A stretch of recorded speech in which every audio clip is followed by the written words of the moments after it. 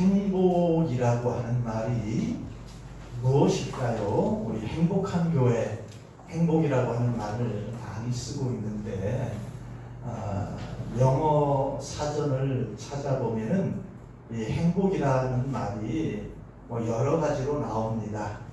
그 가운데 우리가 특별히 이렇게 확인할 수 있는 것은 두 가지 정도를 우리는 볼 수가 있는데요. 제가 이렇게 행복은 두 가지로 나와 있습니다.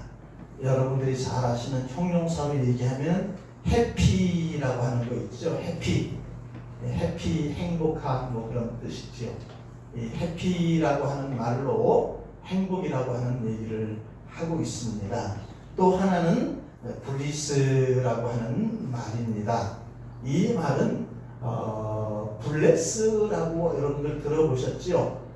블레스, 축복, 그렇게 얘기하기도 합니다. 이 두 단어로 이 행복을 이야기하고 있습니다. 그런데 앞에 있는 해피라고 하는 것은 어디서부터 온 말인가 하면은 해픈이라고 하는 것에서부터 이 말이 왔어요. 해픈이라고 하는 것은 우연히 누리게 되는 행운입니다. 로또 복권을 사는 사람이 꼭 당첨될 거다 그렇게 하지 않잖아요. 그냥 기분상 하나 이렇게 사는 거 아니겠습니까? 그러다 되면 좋고 뭐 안 돼도 그만. 우연히 일어나는 일들을 이 해픈, 그리고 그거를 행복하다, 그렇게 해피하다라고 이렇게 이야기합니다. 그런데 이 블레스라고 하는 이 축복은 어디서 나오는가 하면은 블리드라고 하는 말에서 나왔습니다. 블리드라고 하는 말은 피 흘린다라고 하는 뜻이 있어요. 그러니까 참 다릅니다. 그죠?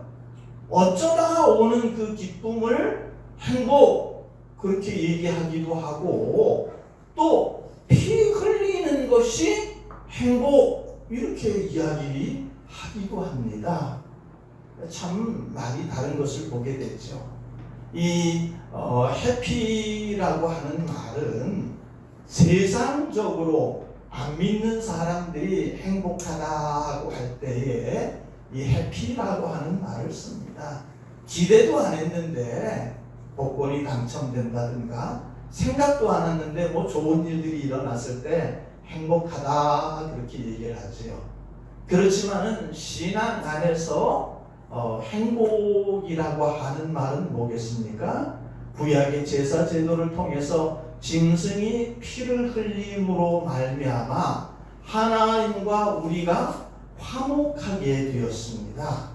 그래서 하나님과 우리의 관계가 새롭게 될 때, 바른 관계가 될 때 그것을 뭐라고 얘기할까요? 그것을 행복이다 그렇게 얘기할 수가 있습니다. 우린 다른 게 잘 돼서 행복한 것이 아니라 하나님과 나와의 관계만 바로 되어진다면은 우리는 행복하더라고 하는 것이죠. 그래서 오늘은 이 행복을 유지하는 비결에 대해서 한번 살펴보도록 하겠습니다. 이 행복을 뭐 한 번이나 두 번 정도 체험하는 것으로 이 행복하다라고 얘기할 수도 있겠지만, 그거보다 더 어려운 것은 행복이라고 하는 것을 계속 유지하는 것이 굉장히 어렵습니다. 누가 그랬지 않습니까? 스포츠를 하는 사람들이 내가 금메달을 한번 따는 것은 참 뭐 그래도 크게 어려운 일은 아니었지만 이것을 계속 유지하기가 굉장히 어렵더라고 하는 것이죠.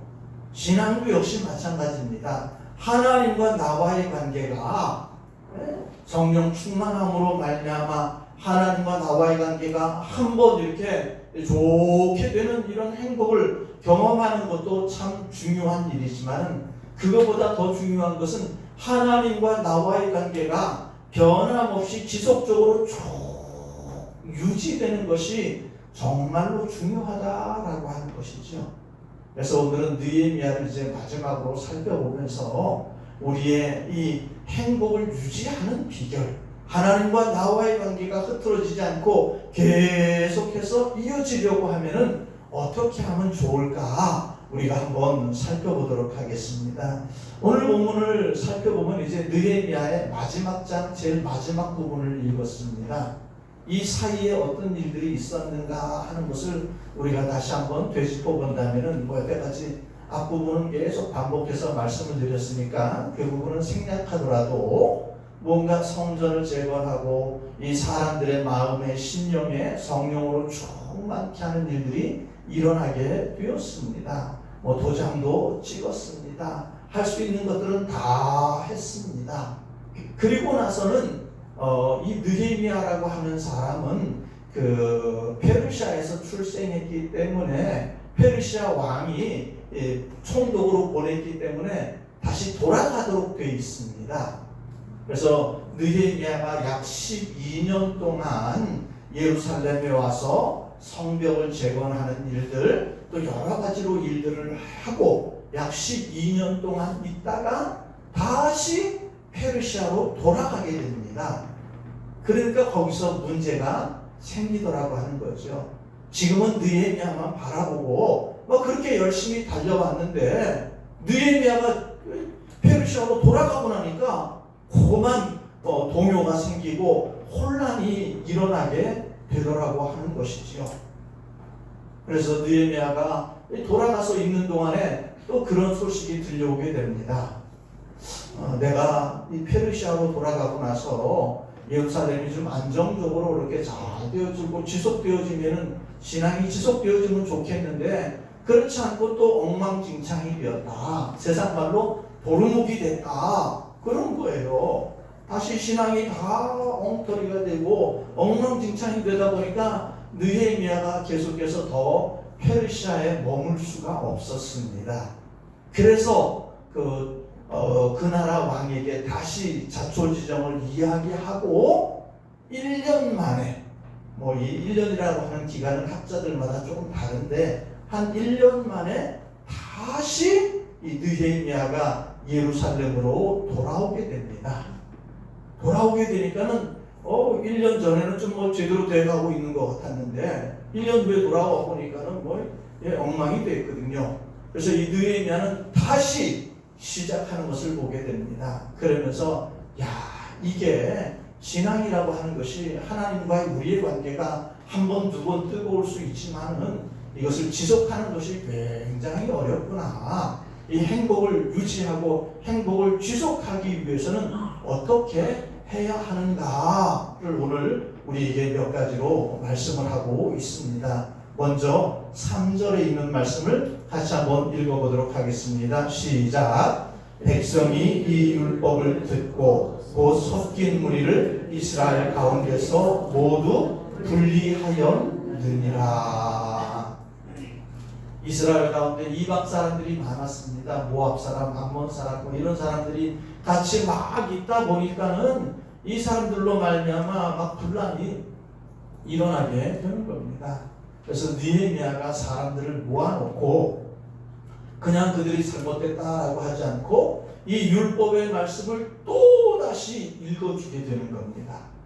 하나님의 말씀을 읽어주는 거예요. 개인의 감정을 가지고 이야기하는 것이 아니라 이거 잘못됐다, 틀렸다, 나쁘다 그렇게 하는 것이 아니라 하나님의 말씀을 읽어주고 하나님의 말씀을 들려주고 너희들은 하나님의 거룩한 백성이다. 이 거룩한 백성을 유지해야 되는데 이들로 말미암아 그 거룩함을 유지하지 못하게 되니까는 안 된다. 그들과 분리되어라. 그들과 나뉘어져라. 그렇게 되게 됐습니다. 그래서 모든 것의 그 시작은 하나님의 말씀을 듣는 것입니다.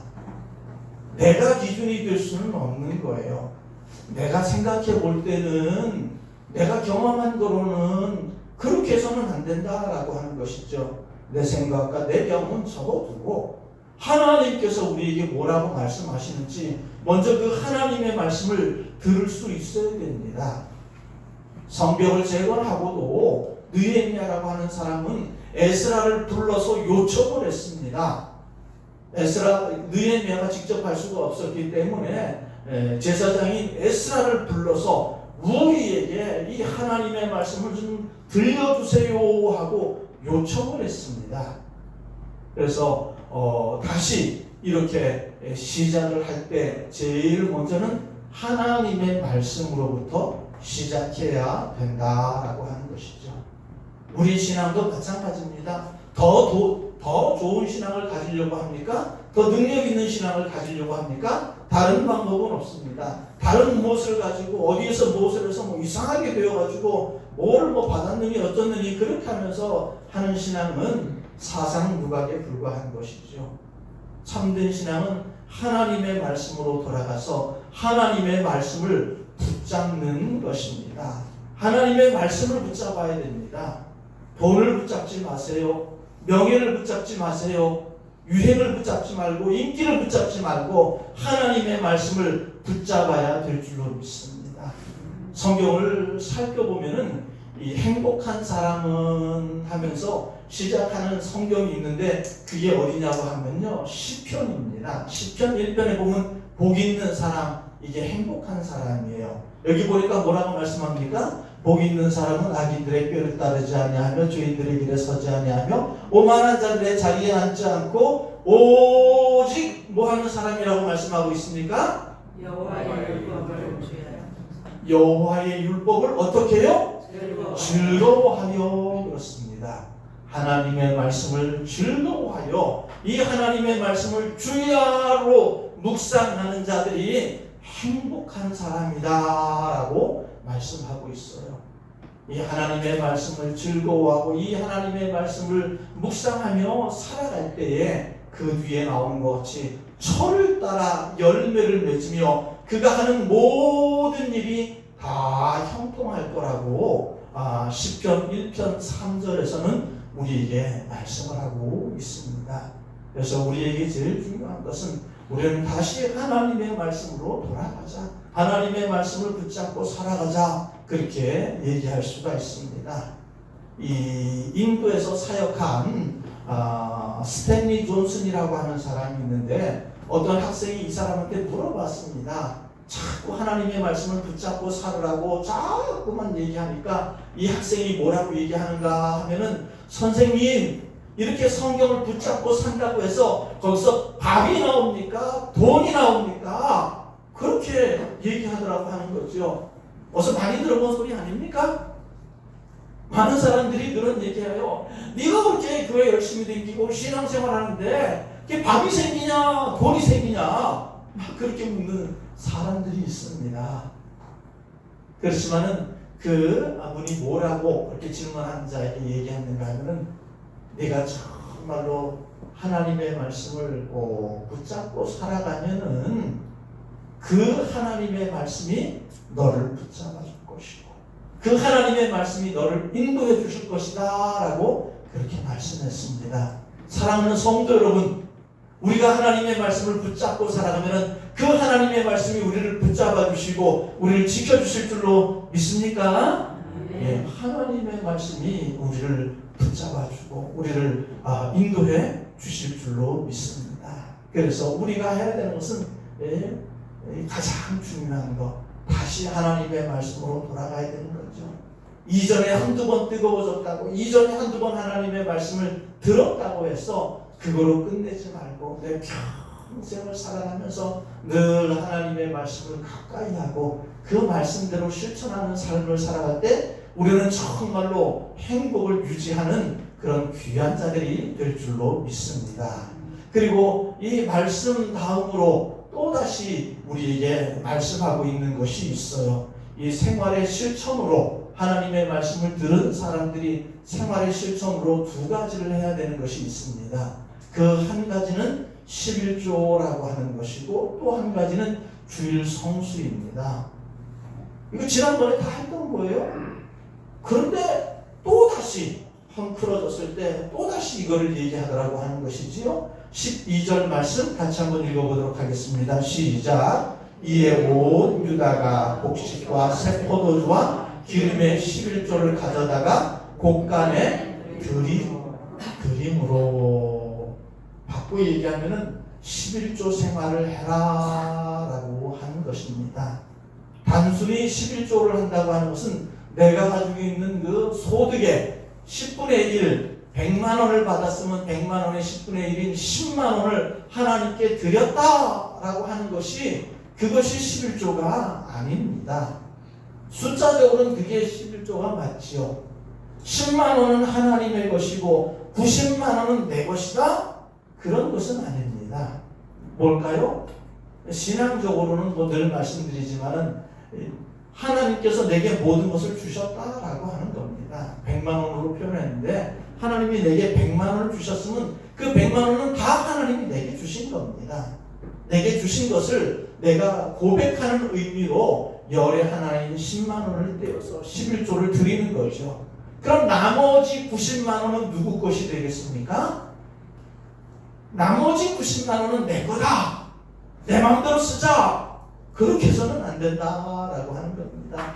나머지 90만 원도 하나님이 주신 것입니다. 이 90만 원을 내 마음대로 내 쓰고 싶은 대로 막 그렇게 써서는 안 되는 것이고요. 하나님의 자녀와 하나님의 백성답게 가장 바르게 가장 귀하게 사용할 수 있어야 되는 겁니다. 그렇다고 해서 그거 다 헌금하라는 얘기는 아니에요. 먹고 살아야 되잖아요. 그죠? 쌀도 사야 되고 반찬도 사야 되고 세금도 내야 되고 모두 해야 되잖아요.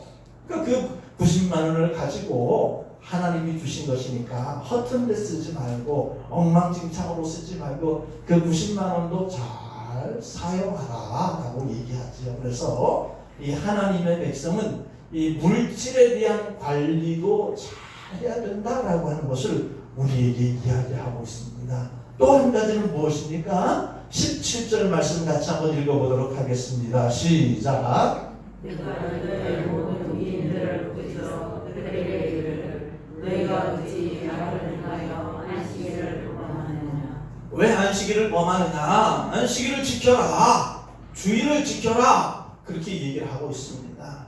귀에 못이 박히도록 그렇게 들었던 말씀 아니겠습니까? 11조와 똑같은 의미에서 주일, 월, 화, 수, 목, 금, 토 이렇게 7일인데요. 7일 가운데 주일은 주님의 날이다. 그래서 주일 온전히 주님 앞에 드립니다. 그러면 나머지 월요일부터 토요일까지 6일은 무슨 날일까요? 그날은 내 날이겠습니까?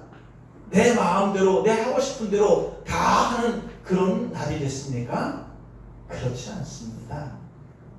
11조와 똑같은 원리로 7일이 다 하나님의 것이에요. 7일이 다 하나님의 것인데 그것을 우리에게 주셨다라고 하는 거죠. 우리의 생명을 연장시키시고 우리에게 7일을 주셨습니다.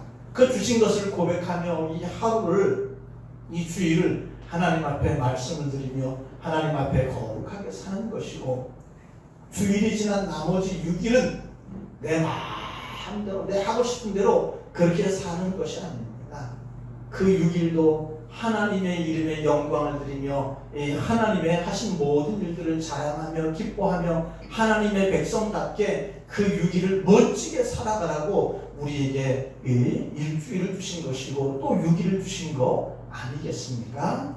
그렇기 때문에 이 행동의 원리로 이 하나님을 가까이 하는 사람의 행동의 원리로 두 가지를 잘 할 수 있어야 된다고 하는 겁니다. 한 가지는 조금 전에 말씀을 드렸듯이 11조는 무슨 관리요? 물질에 대한 관리를 잘 해야 되는 것이고 주의를 지키는 것은 무슨 관리일까요? 주의를 지키는 것은 시간의 관리를 잘 할 수 있어야 된다고 하는 것입니다. 이 두 가지만 제대로 하면은 우리는 이 하나님과 좋은 관계를 유지할 수 있고 행복을 유지할 수 있게 되는 것입니다. 근데 우린 돌아보면 어떻습니까? 우리의 시간 관리, 우리의 물질 관리, 우리는 11조만 하나님의 것이고 주일만 하나님의 것이고 나머지는 다 내 것이니까 내 마음대로 살자. 그렇게 하면서 우리가 막 살지는 않았습니까? 하나님의 말씀을 무시하고 하나님의 말씀보다는 내 욕심이 더 가득하지 않았습니까? 내 욕심을 위해서, 나를 위해서, 나만을 위해서 그렇게 우리는 살아서는 안 되는 것이죠. 그래서 하나님께서 우리에게 모든 모든 것을 주신 것을 고백하며 우리는 이 땅을 살아가면서 하나님의 말씀을 중심으로 해서 물질 관리 잘하고 시간 관리 잘하면서 하나님의 백성답게 이 세상을 살아가는 것, 그것이 우리에게 가장 중요한 일이다라고 하는 것을 보게 됩니다. 시간 낭비 없이 시간을 선용하고 물질을 구별되게 그렇게 잘 사용해서 하나님의 뜻을 이루어가는 귀한 삶을 살아야 될 줄로 믿습니다. 마지막으로 한 절만 더 보도록 하겠습니다. 31절 말씀 같이 한번 읽어보겠습니다. 시작. 나의 하나님이여 나를 기억하사 복을 주옵소서. 내용도 중요합니다만은 이 전체를 뭐라고 얘기하면 좋을까요? 내 하나님이여 나를 기억하사 복을 주옵소서. 이 내용도 그렇지만은 전체를 다 하나로 얘기한다면 이것은 느헤미야의 뭐라고 얘기하면 좋겠습니까? 우리는 꼭 기도라고 하는 말을 써야지만이 기도구나 그렇게 생각할 수 있어요. 뒤에 끄트머리에다가 예수님의 이름으로 기도합니다 이래야 지금 기도구나 그렇게 생각이 될 수는 있지만은 우리가 폭을 좀 넓혀 본다면은 내 하나님이여 나를 기억하사 내게 복을 주시옵소서 하고 기도하더라고 하는 겁니다. 느헤미야 제일 마지막에 기도하며 끝을 맺고 있습니다. 그런데 가만히 살펴보면요, 시작할 때도 어땠을까요? 느헤미야서를 시작하면서도 느헤미야는 기도하면서 시작을 하는 것을 우리는 성경을 통해서 봅니다. 고향에서 들려왔던 그 소식들, 성벽이 다 무너지고 성문이 불타고 다 훼파됐다고 하는 그 소식을 듣고 느헤미야는 울 수밖에 없었고 내가 지금 할 수 있는 일은 아무것도 없었기에 느헤미야는 하나님 앞에 기도하면서 시작을 했던 것을 보게 됩니다. 그래서 이 느헤미야의 이 신앙의 모습은 시작할 때도 기도로 시작하고 끝을 맺는 것도 기도로 맺고 있는 것을 볼 수가 있습니다. 이게 참 공동체의 리더로서 참 본이 되는 그런 삶이 되는 것이죠. 우리에게 있어서도 역시 마찬가지입니다. 우리가 기도한다라고 하는 것은 우리 소원, 이게 굉장히 커 보이지만요, 자꾸 기도하다 보면 우리의 소원은 그렇게 크지 않습니다. 우리 소원은 점점 줄어들게 돼요. 자꾸만 기도하다 보면은 하나님의 뜻이 어디 있는지 그게 우리에게 중요하더라고 하는 것이죠. 내 욕심대로 살지 않게 해주시고 하나님의 뜻을 깨닫게 하시고 구별되게 하시고 분별되게 하시고 하나님의 자녀답게 의와 진리와 거룩함으로 이 땅을 살아갈 수 있도록 나를 붙잡아 주옵소서, 힘 주시옵소서, 은혜 주시옵소서, 이렇게 하는 것이 기도 아니겠습니까? 결국 이 기도를 통해서 하나님의 뜻을 깨닫고 이 하나님의 뜻을 이루는데 온 힘을 다하는 것이 이 느헤미야의 그 신앙의 모습이라고 하는 것을 볼 수가 있습니다. 그래서 오늘 본문 전체를 쭉 통해서 이 행복을 유지하는 비결은 무엇인가를 우리가 살펴보았습니다. 첫 번째는 뭐부터 시작해야 된다고 했을까요? 하나님의 말씀을 듣는 것에서부터 시작하는 거죠. 하나님의 말씀을 듣고 그리고 이 하나님의 말씀을 들은 대로 시간 관리를 잘하고 물질 관리를 잘하고 그리고 하나님 앞에 기도하면서 하나님의 인도하심을 따라간다면은 우리는 하나님과 바른 관계가 되어줄 수 있고 우리의 이 행복이 계속 유지되는 그런 일들이 틀림없이 일어날 줄로 믿습니다. 사람들과의 관계도 마찬가지죠. 사람들과의 관계가 잘 유지되기 위해서는 어떻게 해야 되겠습니까? 친구와 친구의 관계가 잘 유지되기 위해서는 서로 간의 신의를 가지고 서로 간의 약속을 지켜야 됩니다. 그 약속을 무시하면은 좋은 관계가 될 수가 없어요. 어떻게 약속도 지키지 않으면서 좋은 친구가 될 수가 있겠습니까? 그러면 안 되는 거예요. 약속을 막 깨트려버리면 상대방을 무시하는 것이고 그 친구와의 관계는 깨져버리게 되는 겁니다. 사람들도 친구와 친구의 관계도 약속을 잘 지켜나갈 때 그 관계가 유지되듯이 우리의 신앙생활도 마찬가지일 줄 압니다. 그냥 내가 믿었다, 나 천국 간다, 그거로 끝! 이렇게 하셔서는 안 된다라고 하는 것이죠. 신앙이라고 하는 것은 하나님과 내가 좋은 관계가 되는 것입니다. 하나님과 내가 좋은 관계가 되는 것이 행복인데 그게 그냥 되어지는 것이 아니라 하나님의 말씀을 지켜나가야 된다라고 하는 것이죠. 그 하나님의 말씀을 지키지 않으면서 무슨 행복한 신앙, 즐거운 신앙이 될 수가 있겠습니까? 그렇지 않습니다. 정말로 신앙이 즐겁고 기쁘고 행복한 그런 신앙을 유지하려면 하나님의 말씀을 듣고 그 하나님의 약속을 잘 지켜 행함으로 말미암아 하나님과 내가 좋은 관계가 되고 그 일로 말미암아 우리의 신앙이 괴로운 신앙이 아니고 고달픈 신앙이 아니고 불편하는 그런 신앙이 아니고 하나님과 내가 좋은 관계를 유지하는 행복한 그런 신앙의 삶을 살아갈 수 있는 여러분과 제가 되어야 될 줄로 믿습니다.